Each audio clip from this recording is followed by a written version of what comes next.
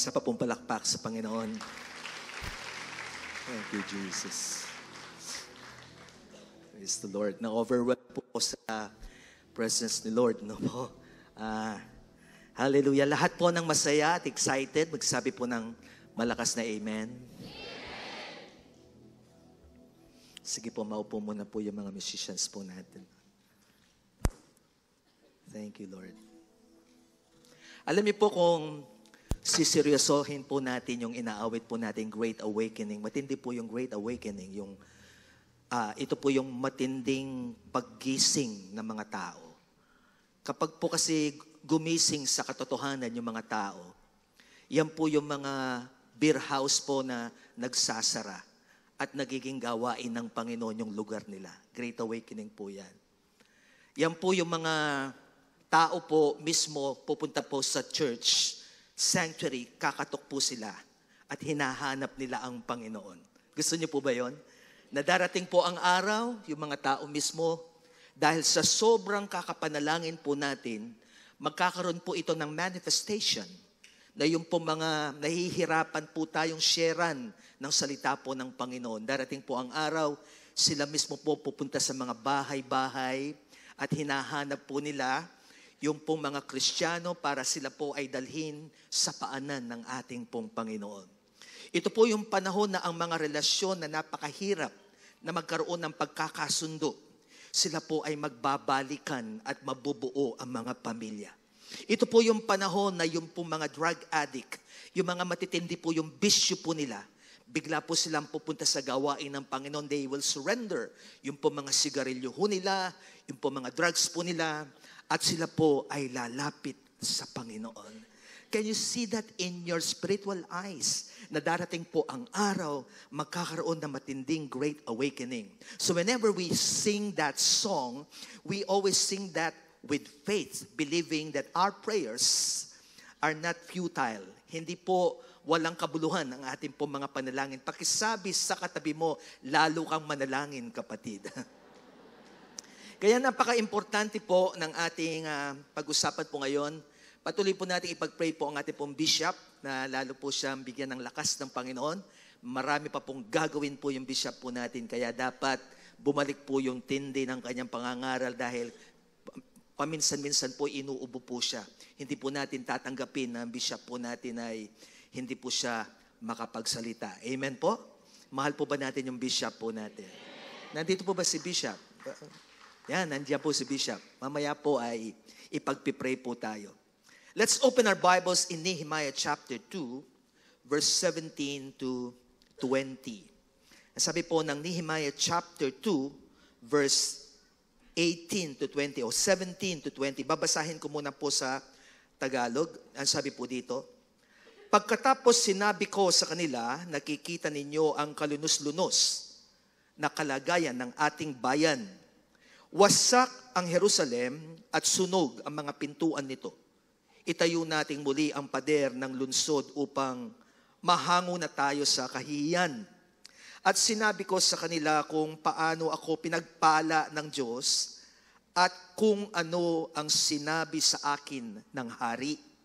Kung gayon, simulan na natin ang pagtatayo. Ang sagot nila, kaya't naghanda nga sila upang simulan ang gawain.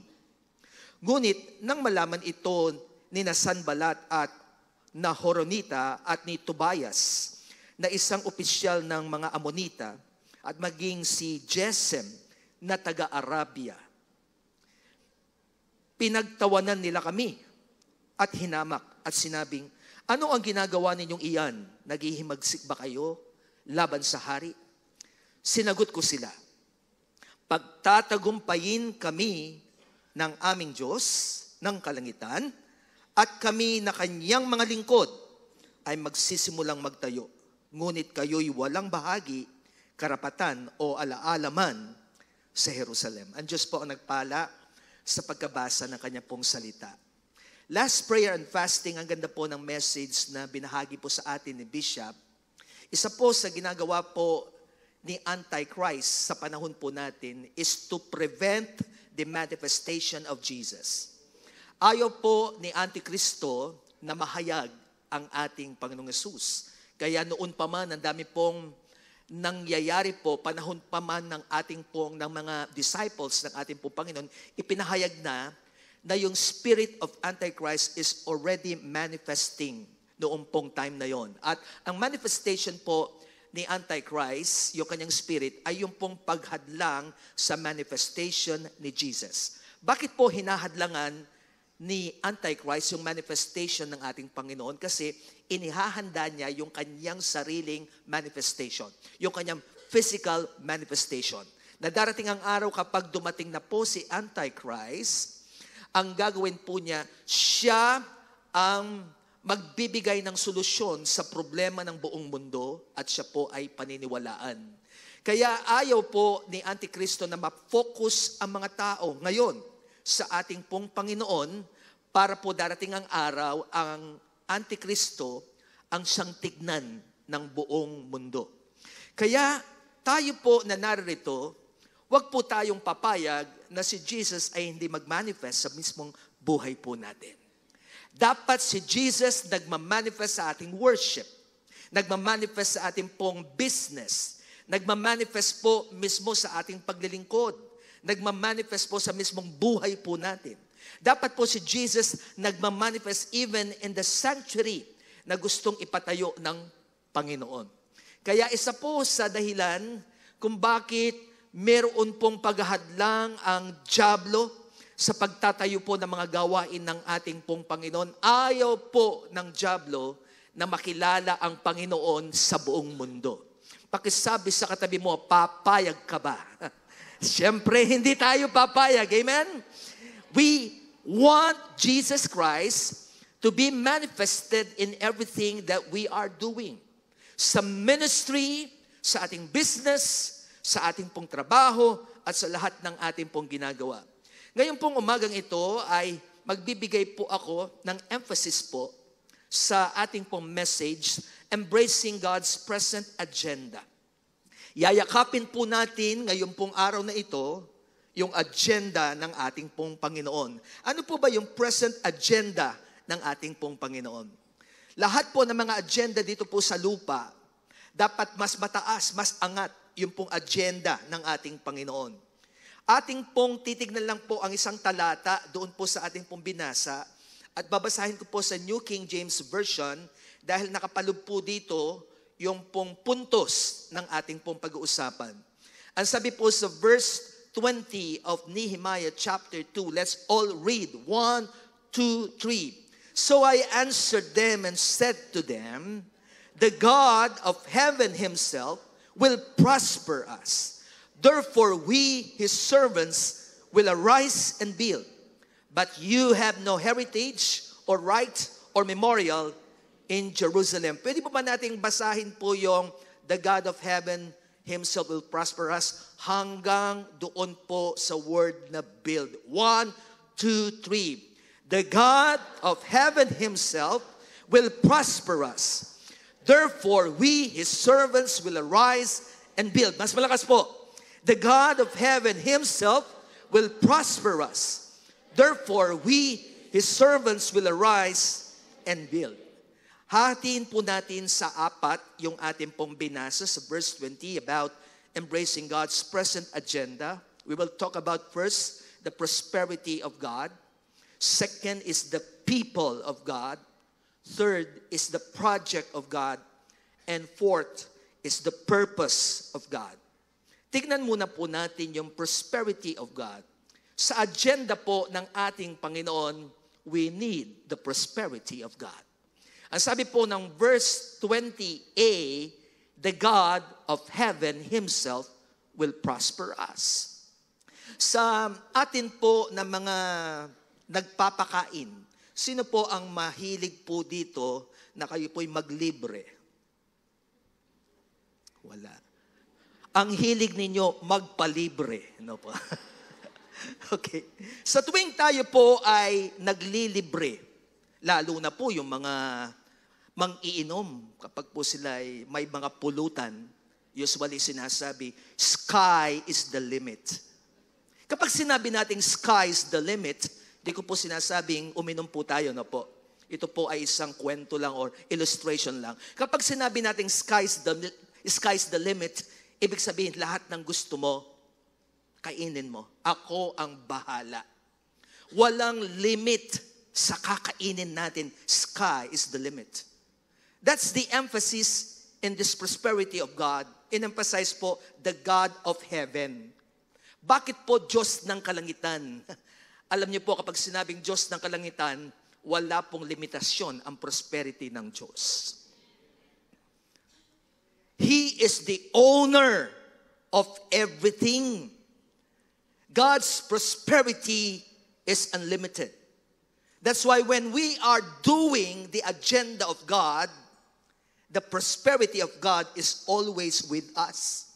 Ang sabi nga po ni Watchman Nee, God's intent for man is that we depend on Him as our source for every aspect of life.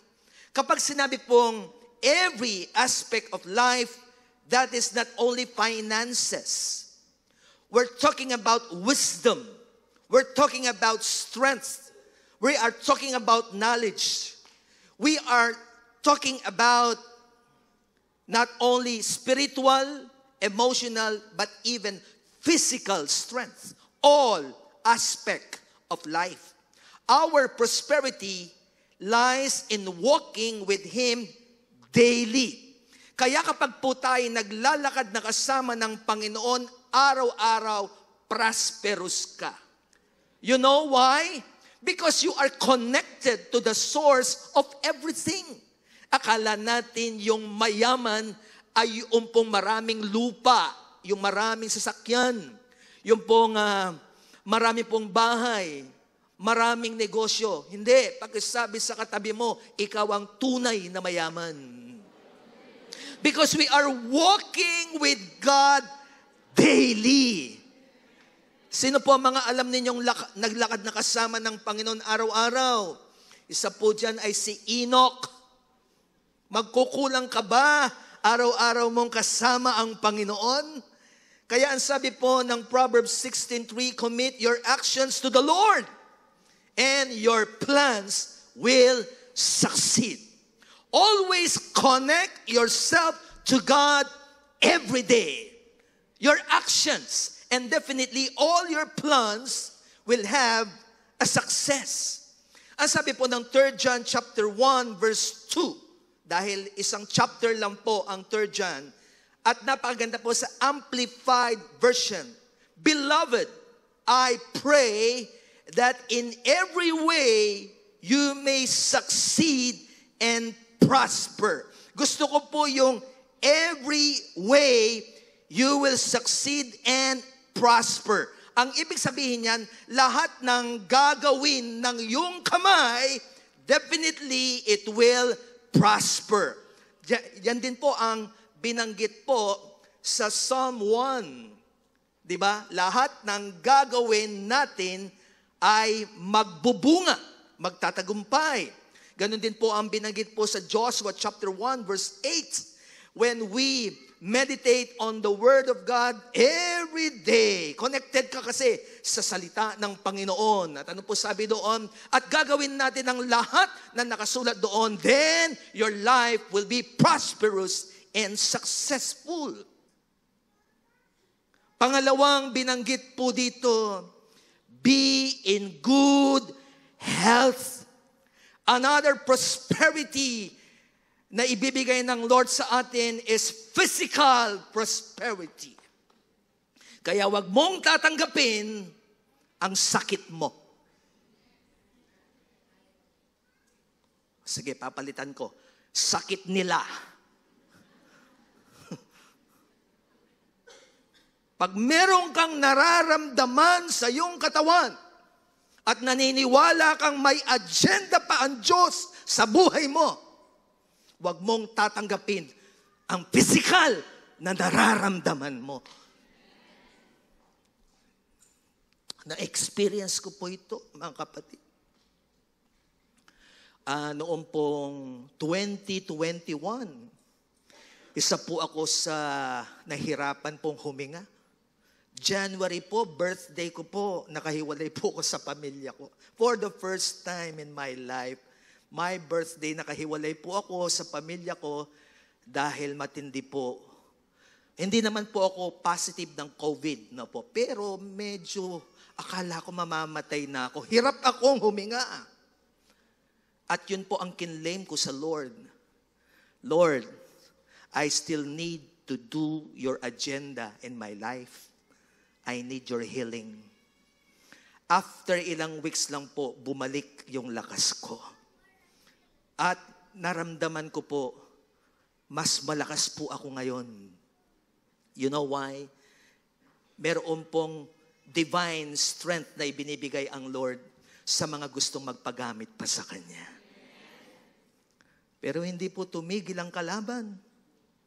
Sumakit naman po yung tuhod ko. Sino mang sumasakit ang tuhod? Wag na ninyo po sabihin. Sige po, nating tanggapin.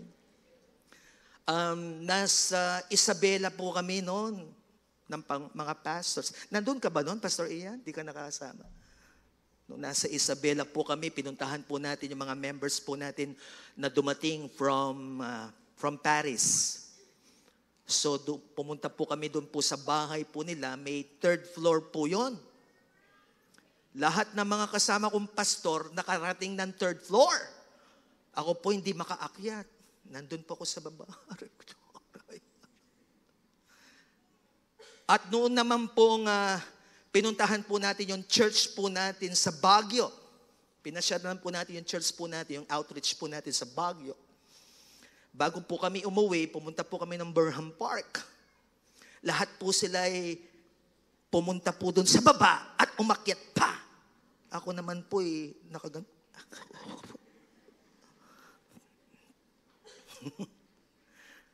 Ang hirap. Alam niyo po, habang nandun po ako, kinakausap ko ang Panginoon. Hindi pwede ito. Hindi ko po tinatanggap ito, Panginoon.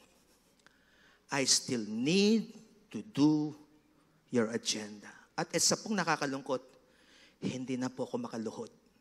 Sumasakit po yung tuhod ko. Isa pong nakakalungkot po sa buhay po ng isang pastor, yung posture of kneeling down in prayer ay hindi mo na magawa.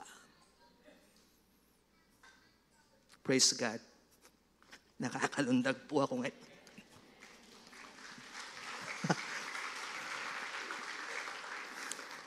Nakakaluhod pa po sa panalangin. Nakakapaglakad. Sapagkat ako po'y naniniwala, we can experience the prosperity even in our physical life.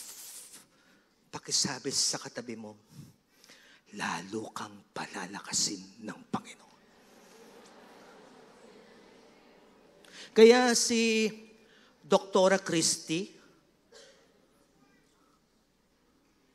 yung cancer-free ka, may agenda si Lord sa buhay mo. Every time na nagpipray po tayo, maging serious po tayo sa mga pinagpipray natin may mga cancer. Di ba? May cancer sa ganito. Yung mga iba nga ayaw na nilang marinig yung word na cancer. But that's an opportunity to declare that the agenda of God is greater than cancer. The agenda of God is greater than your physical illness. Ano man yan? Kahit tinaningan ka pa ng tao. In Him we live and move and have our being. Ang nagbibigay ng panahon sa atin, kung hanggang kailan tayo mabubuhay, ang nagbibigay po ng mga dagdag na mga araw pa sa buhay natin, ang Panginoon. Hindi po ang tao. Na-experience po yan ng ating pong bishop bago po siya namatay. Isipin niyo po, binata po si bishop, binigyan po ng taning na 10 years. Binata po siya noon, 10 years. At that time, actually, may cancer po sa tugo si bishop. Praise God. Nakita pa po niyang nagkaroon ng anak, yung po asawa niya. Yung po kanyang mga anak, 3 klaseng delivery. Meron pong special delivery. Yan po si, Jeru. Meron pong normal delivery at saka po cesarean delivery. Yan po yung mga anak po ni Bishop. At nakita pa pong nag-asawa ang kanya pong 2 anak. Palakpakan po natin ang Panginoon. Hindi man niya po nakita yung mga apo niya, pero dinagdagan ng Lord yung years ng buhay niya. Kaya yung katabi mo, mahaba-haba pa buhay niya.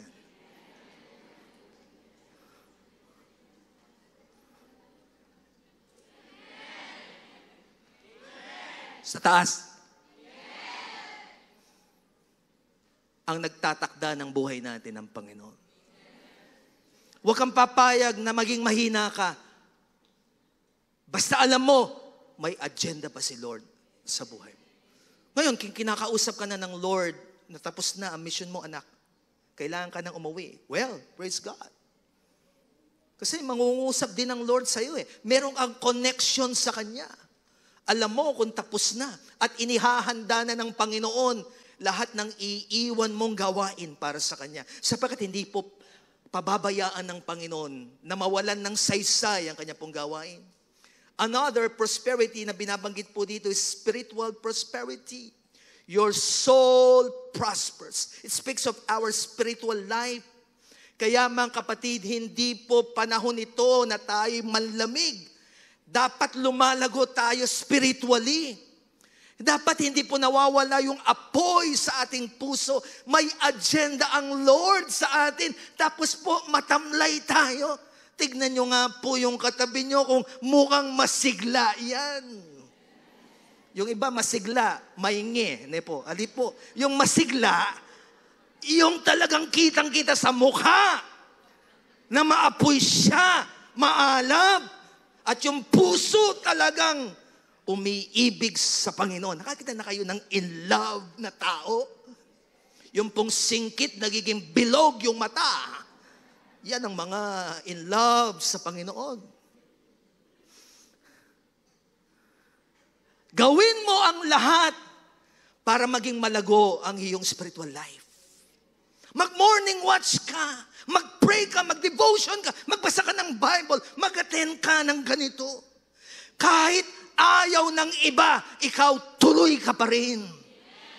Nasa iyo ang desisyon, kapatid.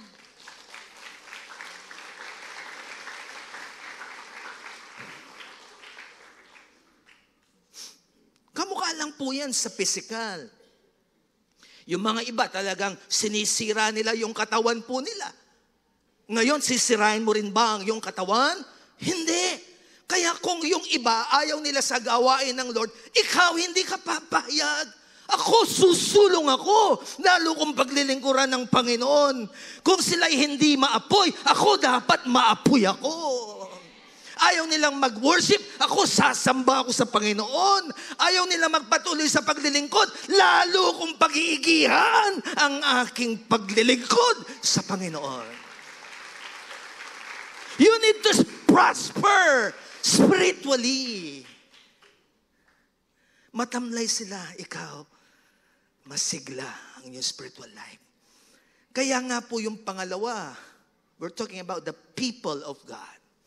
Ang sabi po dito, the God of heaven Himself will prosper us. At sabi dito, therefore, we, His servants, will arise. These are the people of God. Ako po'y may tanong, how is your spiritual position today? Rising or struggling?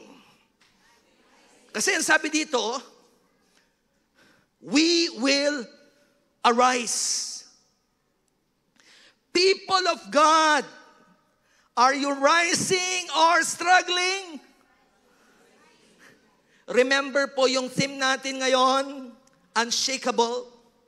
Unshakable people of God are not struggling. We are always rising. Parati tayong nakatindig. Parati tayong nakabangon.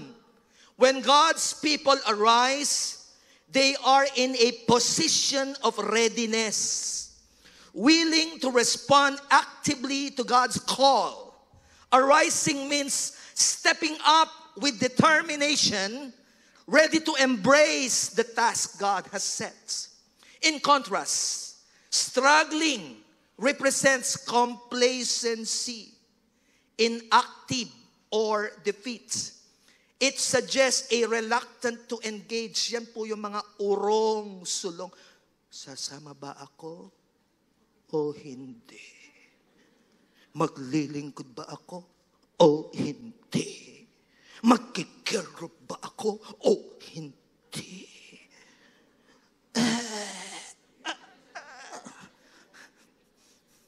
Alam niyo ba yung magmo-morning walks ba ako?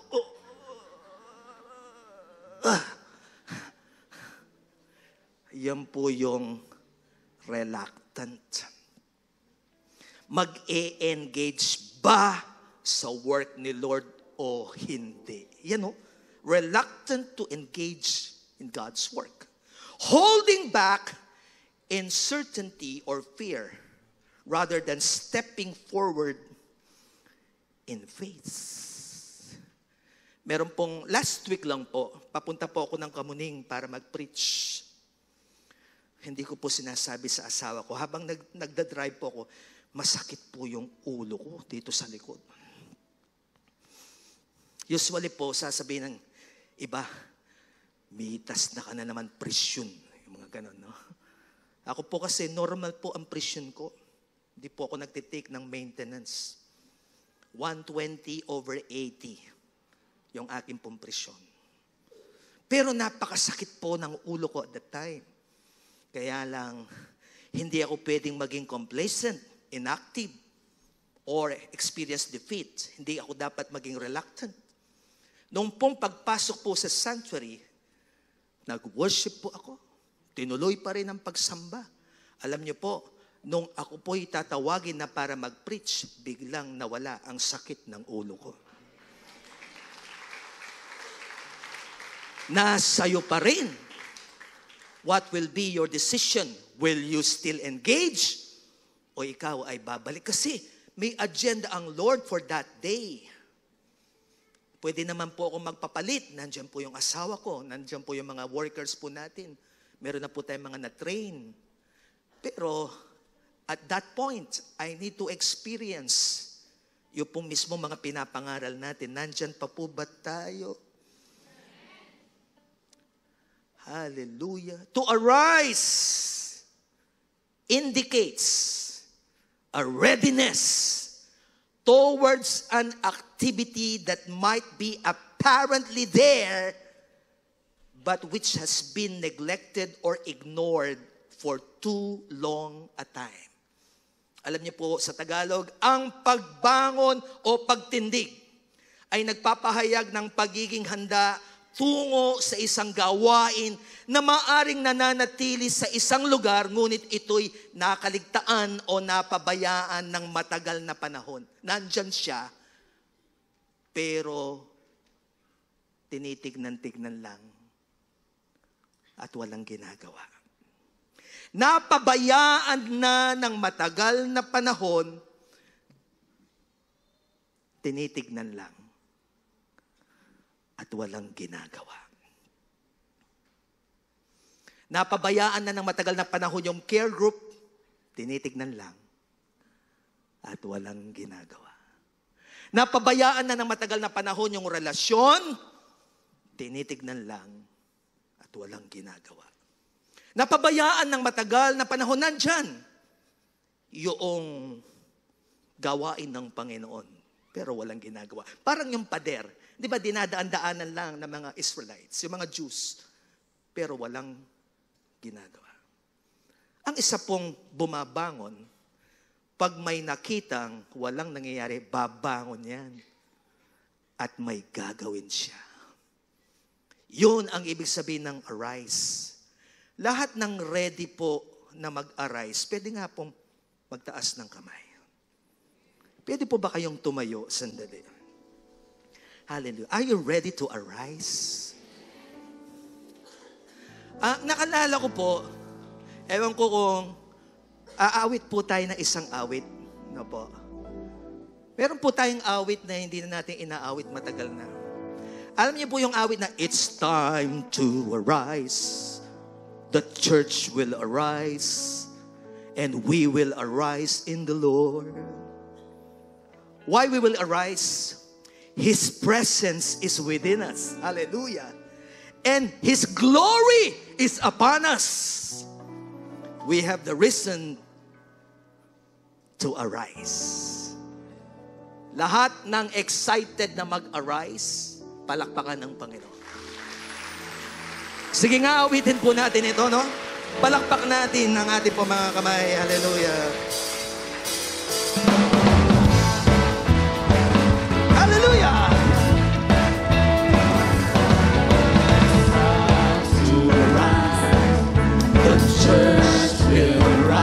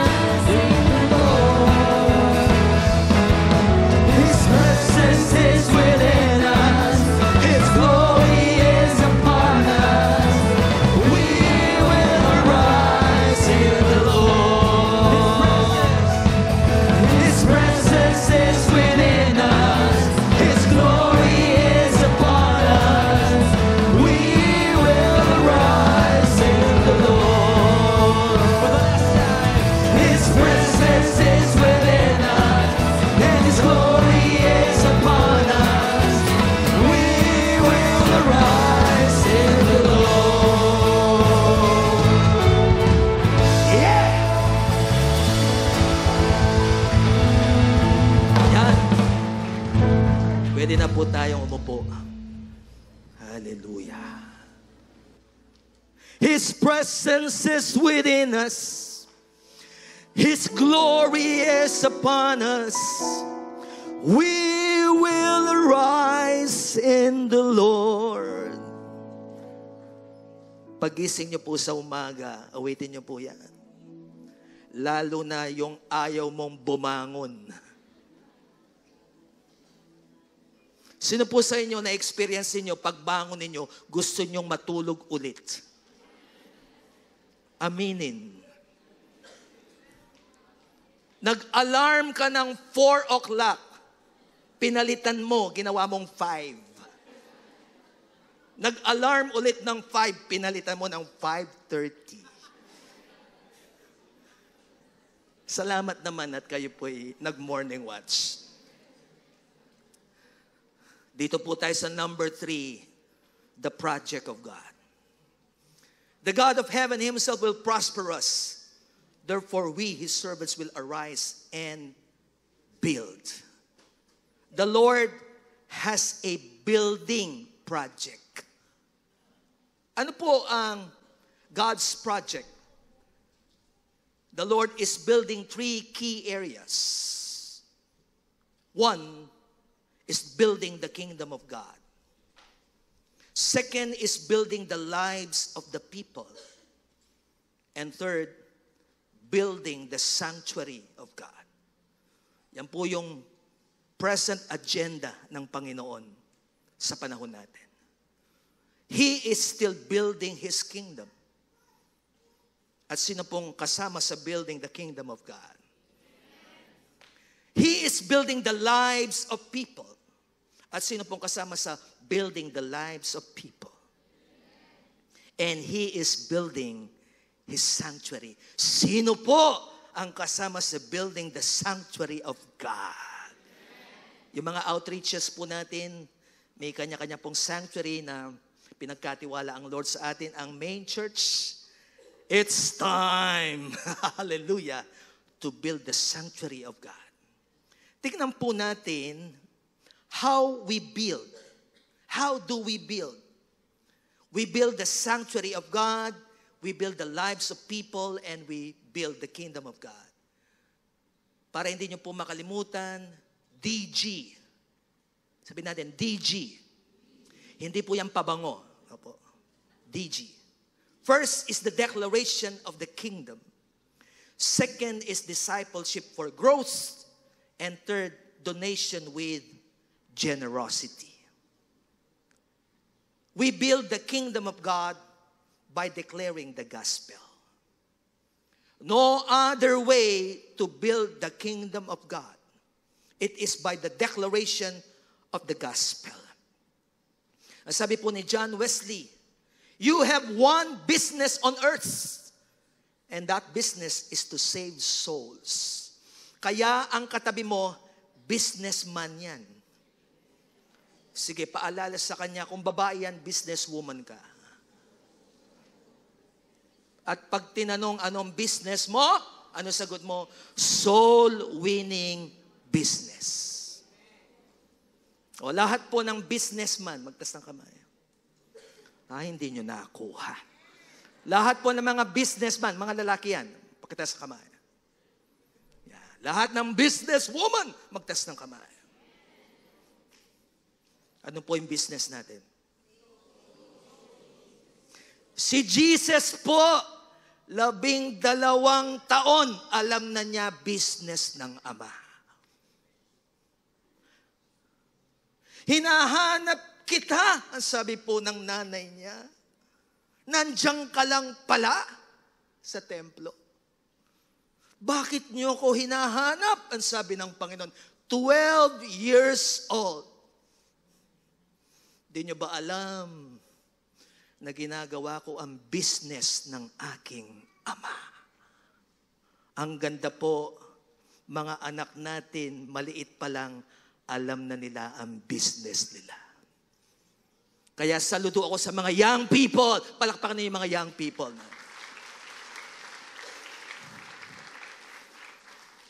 Mga bata pa lang sila, they know their business. Ilang taon ka na, anak? 12? Wow! Alam mo na ang business mo ngayon. Huwag kang papayag yung mga kaklase mo, hindi mo maidala sa Panginoon.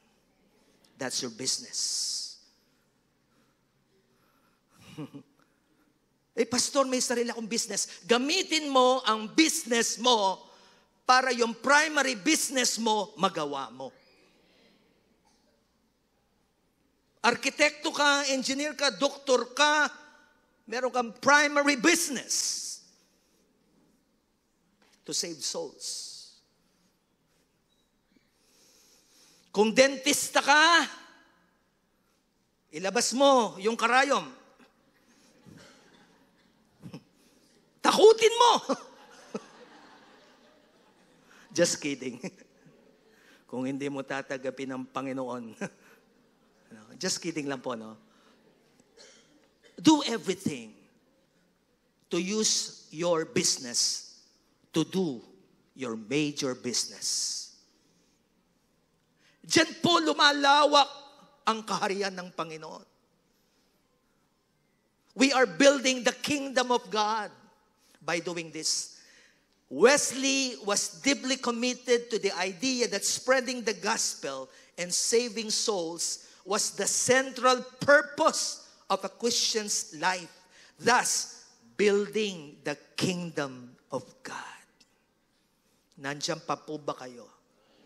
Si J.C. Ryle, sabi niya, let us never forget that the gospel is the only message which can give life to dead souls and heal sick souls and peace to troubled consciences and rest to weary minds. Ryle's quote underscores the gospel's power to bring life and transformation, a cornerstone of building God's kingdom. Lahat ng problema ng tao, solusyon manggagaling sa mensahe ng ebanghelyo ng Panginoon. Pangalawa is we build the lives of people through discipleship for growth. Something happens when we disciple people. We are building their lives. Sino po umaamin na nung nagpa-disciple ka, lalo nagbago ka? Umangat yung lahat ng aspeto ng buhay mo. Ang sabi po ni Dietrich Bonhoeffer, Christianity without discipleship is always Christianity without Christ. Kasi kapag totoo kang Kristiyano, magpapadisciple ka. Hindi ka magiging kontento sa spiritual na kalagayan mo. A true Christian will have a desire to grow. Kapag po ipinanganak po yung sanggol, ano po yung unang gagawin niya?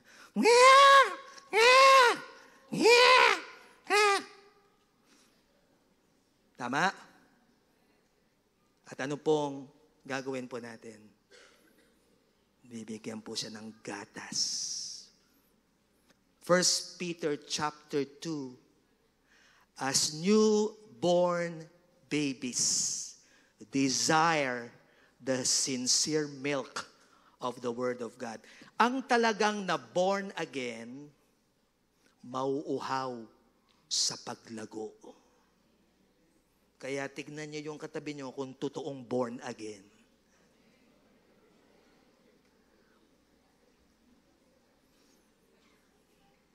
You will desire. That's in 1 Peter chapter 2. Desire the sincere milk of the Word of God. Gustong gusto mo.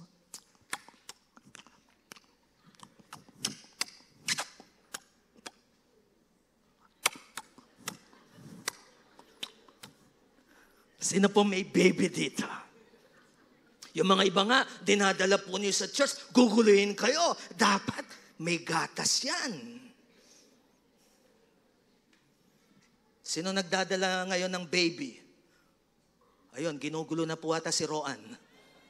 Naghahanap na ng gatas. Ganyan ang totoong born again.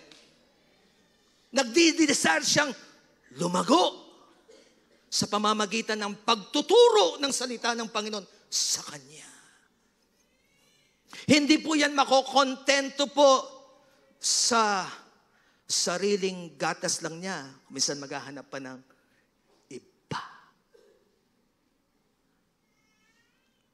Tama po ba?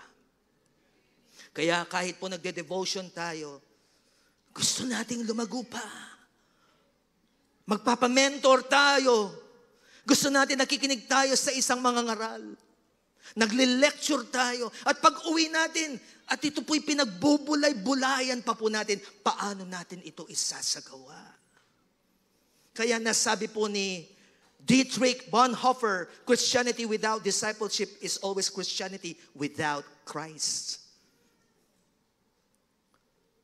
Bonhoeffer highlights the essential nature of discipleship is to the Christian life, emphasizing that true spiritual growth happens only through following Christ closely. Meron pong ginagamit ng Lord para po tayo lumago, yung mga leaders natin, at tayo ginagamit din ng Lord sa paglago ng iba na sumusunod sa atin. Let us see, we build the sanctuary of God through donations given with generosity. Hindi po nawawala that we are not only building the kingdom of God and building the lives of people, we are building the sanctuary of God. Alam niyo po bang importante ang sanctuaryo? Kung walang sanctuaryo ngayon, nasaan tayo?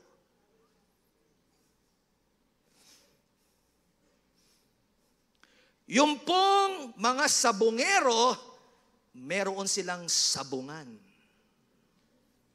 Tama ba? Yung pong mga manginginom po ng beer, may beer house sila. Tapos yung worshiper, walang worship sanctuary, hindi ako papayag doon. Pakisabi sa katabi, dapat may sanctuaryo para sa pagsamba.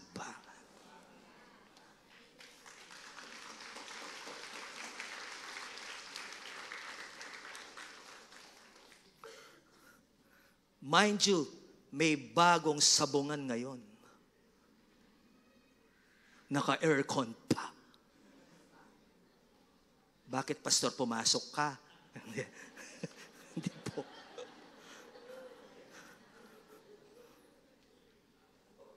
Kinukwento lang sa akin. Maganda daw po yung sabungan. Huwag na kayong papasok.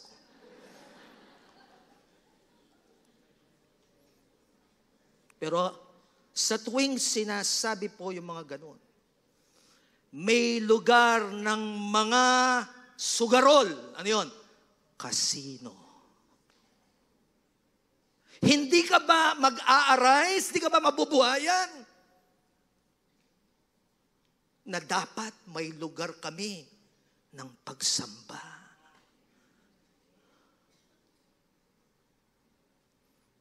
May lugar. Pati po yung mga hindi kasal, may lugar din sila. Motel. Huwag din po kayong papasok doon. Pinapakita ko lang po sa inyo, ang daming mga tinatayo ngayon, lugar para sa kagustuhan ng tao. Kaya naiintindihan ko po si David nung time na gusto niyang itayo ang templo ng Panginoon. Napakasigasig niya. Kaya lang po, hindi siya pinagkatiwalaan ng Panginoon yung kanyang anak, si Solomon. Pero kahit po si Solomon ang siyang nagtayo, inihanda niya ang lahat para po sa kanyang anak.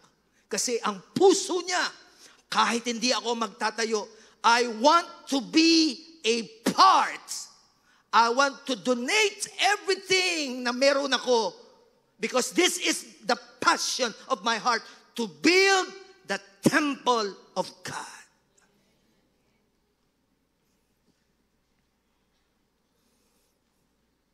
Sabi po ni Billy Graham, God has given us two hands, one to receive and the other one to give. Amen. May mga iba, dalawa yung kamay, receive and receive. No, one to receive and one to give. We are not cisterns made for hoarding. We are channels made for sharing.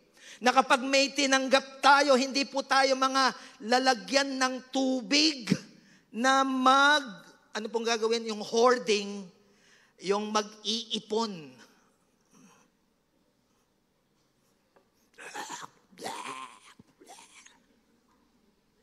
Para hindi ka, ganun.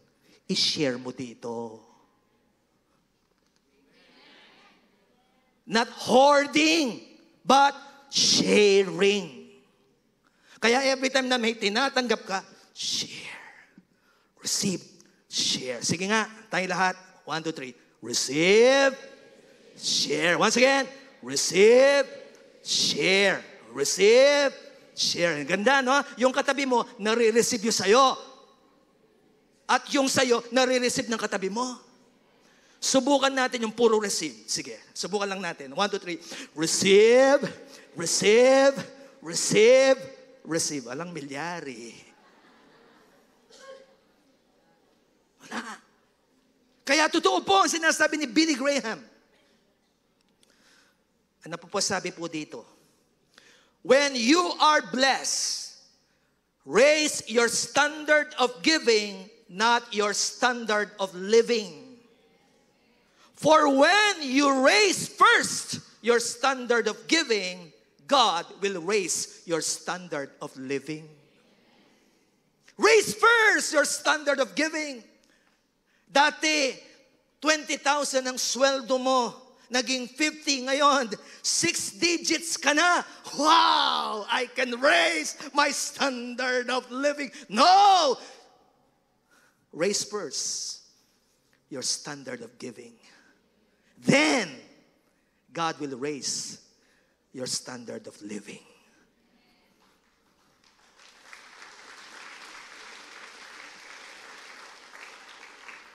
Dito po ako magtatapos. God's purpose. The God of heaven himself will prosper us. Therefore, we, his servants, will arise and build. Tignan niyo po yung kasunod. But you have no heritage or rights or memorial in Jerusalem. Ang kausap po dito, yung pong ayaw sumama. Yung ayaw pong makibahagi. Hindi na nakikibahagi, tinutuligsa pa. Hinahadlangan pa. Ano po ang sabi sa contemporary English version? So we will start rebuilding Jerusalem, but you have no right to any of its property because you have not, or you have had no part in its history. Wala kayong part sa magiging kwento nito. Sino pong gustong magkaroon ng part sa kwento ng Christ in your family? Pagkitas pong kamay. Kaya nilagay ko po dito, God's purpose is for us to have a meaningful part in history. Actively contributing to His divine plan and making an impact in our communities and the world. Each of us is called to fulfill our unique role, shaping the future and living a legacy of faith, love, and service for generations to come. Ang layunin ng Diyos ay magkaroon tayo ng makabuluhang bahagi sa kasaysayan. Aktibong nag-aambag sa kanyang banal na plano at nag-iiwan ng epekto sa ating mga komunidad at sa mundo. Bawat isa sa atin ay tinawag upang tuparin ang ating natatanging papel. Humuhubog sa hinaharap at nag-iiwan ng pamana ng mananampalataya o pananampalataya, pag-ibig at serbisyo para sa susunod na henerasyon. Hallelujah. Kung kakupon tatanungin nyo, gusto ko may part ako sa building the kingdom of God. Gusto ko may part ako sa discipleship. At gusto ko may part ako sa pagtatayo ng sanktuaryo ng Panginoon. The completion of the wall in Nehemiah's time served as a powerful memorial and legacy for the Jewish people, symbolizing their identity, faith, and God's faithfulness. Similarly, building a sanctuary today can leave a lasting legacy for future generations. A sanctuary stands as a physical testament to our commitment to worship, hallelujah, and community, providing a space where the next generation can encounter God, learn about His Word, and grow in faith. It embodies our values and traditions, fostering a culture of worship, education, and service that future believers can carry forward. Sa Tagalog po, ang ganda. Ang pagkakatapos ng pader sa panahon ni Nehemiah ay nagsisilbing makapangyarihang alaala at pamana para sa mga Hudyo na sumisimbolo ng kanilang pagkakakilanlan, pananampalataya at katapatan ng Diyos. Gayon din ang pagtatayo ng isang sanktuaryo ngayon ay maaring mag-iwan ng pangmatagalang pamana para sa mga susunod na henerasyon. Ang sanktuaryo ay nagsisilbing pisikal na patutuo ng ating pangako sa pagsamba at nagsisilbing pisikal na patutuo ng ating pangako sa pagsamba at nagbibigay ng lugar na kung saan maaring makatagpo ang susunod ng henerasyon sa Diyos. Matutunan ng kanyang salita, lumago sa pananampalataya. Ito ay nagtataguyod ng ating mga halaga at tradisyon.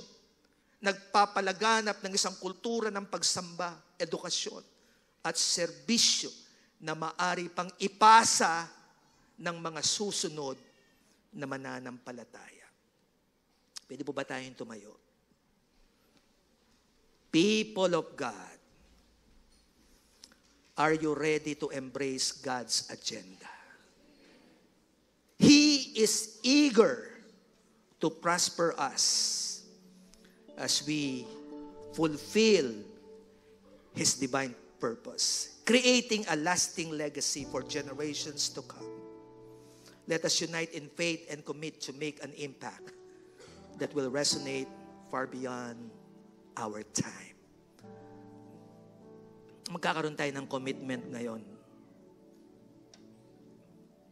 Ito po yung binigay na message ng Lord na gusto ko pong i-share po sa inyo. This is the time to take part. Huwag kang papayag na hindi ka kasama sa kwento.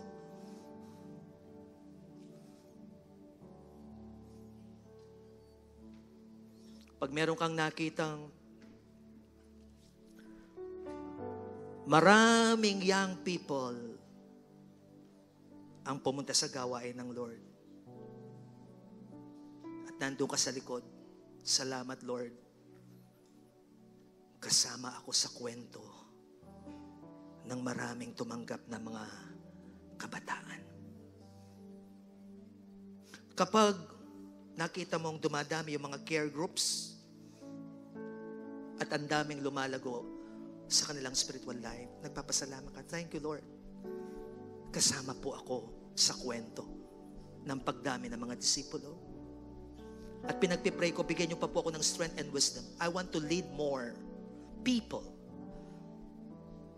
At kapag nakikita mong tinatayo ang sanktuaryo ng Panginoon, nandun ka sa malayo, salamat, Panginoon. Doon pa lang po sa pagbili ng lupa, kasama po ako sa kwento. At habang tinatayo, gusto ko pa pong maging kasama sa kwento ng sanktuaryong ito. Hindi pa po huli ang lahat. May reason bakit ka pinapalakas ng Panginoon.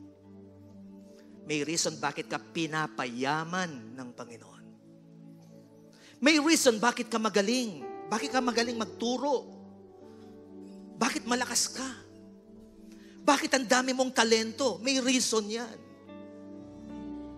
You will play an important part in the history of Christianity. May reason bakit nagtatrabaho ka dyan. Bakit dyan ka pinunla? Dyan ka tinanim ng Panginoon. Yung kwento ng kumpanya mo, kwento ng department mo, wow, kasama ka sa kwento ng paglago niya. Huwag kang papayag na hindi ka kasama. Kaya magpapataas ako ng kamay na sinasabi mo, Lord, gusto ko maging part po ng kwento. Kwento po na mga gusto nyong mangyari sa mundong ito. Pakitas mo ang iyong kamay. You want to be a part of the history that God is establishing, God is creating. Keep on lifting your hands. At last song po natin yung inawit natin kanina, I Speak Jesus. Yan po yung unang-unang gusto natin na maging part tayo. that we will always speak Jesus sa lahat ng lugar. Thank you, Jesus.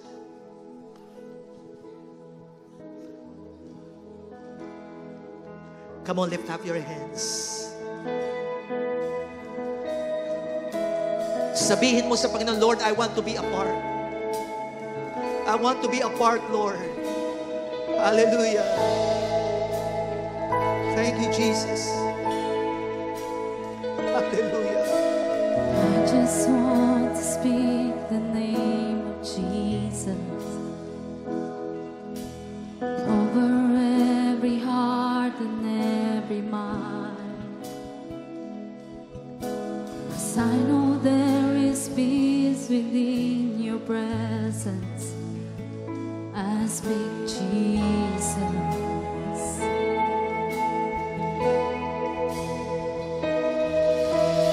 I just want to speak the name of Jesus till every dark addiction starts to break. Wherein there is hope and there is freedom, I speak Jesus. Your name. Your name is power. Your name is healing. Your name is love. Yes, Lord. Break every soul, shine through the shadows, burn like a fire. I just want to speak. I just want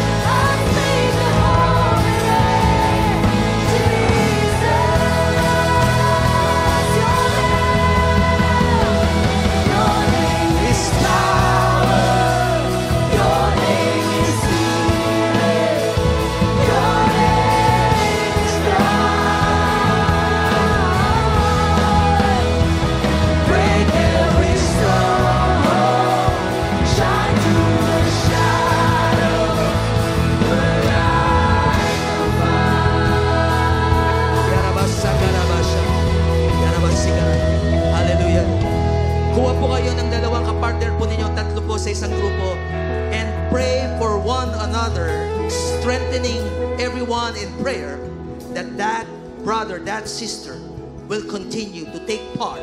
Sige po, ipag-pray niyo po yung trabaho niya, kung nag-aaral niya, yung pag-aaral niya, yung kanyang ministry, yung care group niya, yung paglilingkod niya sa Panginoon. There is such power when we are united in prayer right now. After we have committed our lives to the Lord, pag-pray po natin ang bawat isa. Thank you, Jesus.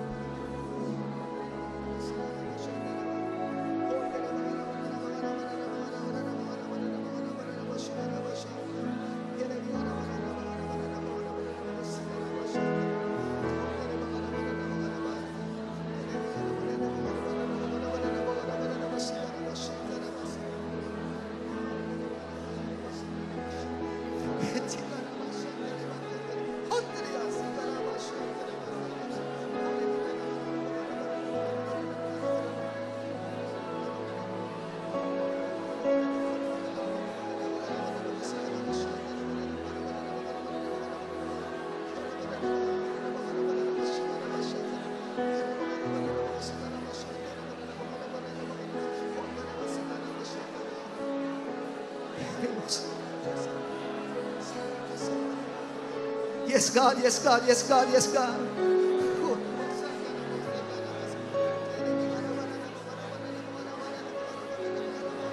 Oh.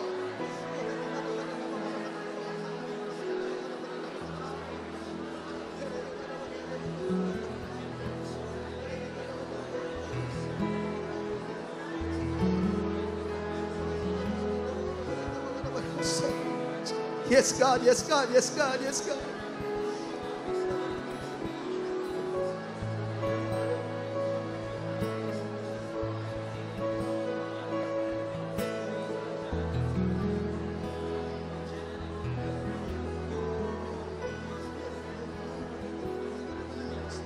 Yes, God, yes, God. Thank you, thank you, thank you, Lord. Thank you, Jesus. Thank you for an open heaven. Thank you for the answered prayers. Thank you for your empowerment. Thank you for your mighty presence, Lord God, today. Your empowering grace. Thank you, Lord. Salamat sa pagpupuspos mo, sa pag-aayos ng buhay namin, sa pagbibigay ng kaliwanagan, sa agenda po ninyo, that you are building your kingdom, you are building the lives of people, and you are building your sanctuary through every one of us. Patuloy niyo po kaming gamitin, Panginoon. Walang manghihina, walang magbabackslide, walang mawawala ng apoy. Patuloy niyong pagniningasin ng aming puso at damdamin. Lalo po ninyong pauunlarin ng aming pananampalataya. Lalong uusbong ang maraming gawain, sapagkat ikaw ang magbibigay araw-araw ng sapat na biyaya na aming gagamitin para sa kapurihan ng iyo pong pangalan. We are envisioning Christ in every heart. Hallelujah. Yan po ang mandate ng Christ in You family. Kaya ngayong oras na ito, matatapos man ang prayer and fasting, tuloy-tuloy ang pagkilos ng banal na Espiritu Santo. At lalo yung pong palalanimin pa, yung pong pagbibigay ng halaga sa misyon na yung pong pinagkatiwala sa amin. Sa pong lahat ng papuri at pagsamba, sa pangalan ng aming Panginoong Hesus, ang lahat may magsabi ng Amen. Pwede na po tayo maupo. Praise God.